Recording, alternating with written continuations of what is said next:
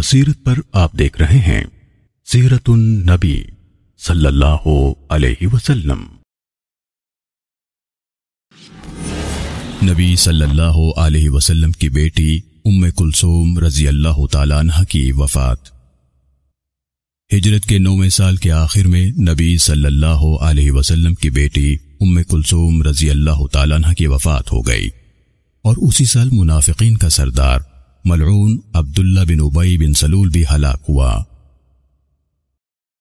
نبی صلی اللہ علیہ وسلم کا ابو بکر رضی اللہ تعالیٰ عنہ کو امیر الحج بنا کر بھیجنا۔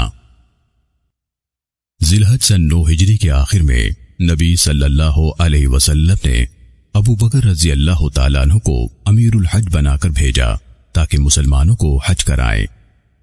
نبی صلی اللہ علیہ وسلم نے ابو بکر رضی اللہ تعالیٰ عنہ کو چند چیزوں کا حکم دیا کہ ان کا حج میں اعلان کر دیں، جیسے کہ اس سال کے بعد کوئی مشرک حج نہ کرے، بیت اللہ کا عریاں ہو کر طواف نہ کرے، اور جنت میں صرف مومن داخل ہوگا۔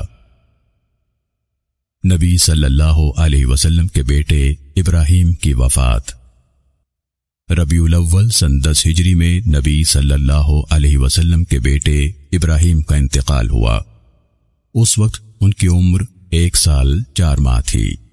نبی صلی اللہ علیہ وسلم ان کے پاس گئے اور آپ صلی اللہ علیہ وسلم کی آنکھوں سے آنسو جاری تھے۔ اللہ کے نبی صلی اللہ علیہ وسلم نے فرمایا، ابراہیم میرا بیٹا ہے، دودھ پینے کی مدت میں اس کا انتقال ہو گیا۔ اس کو جنت میں 2 دائیاں ملیں گی جو اس کی رضاعت کو مکمل کریں گی۔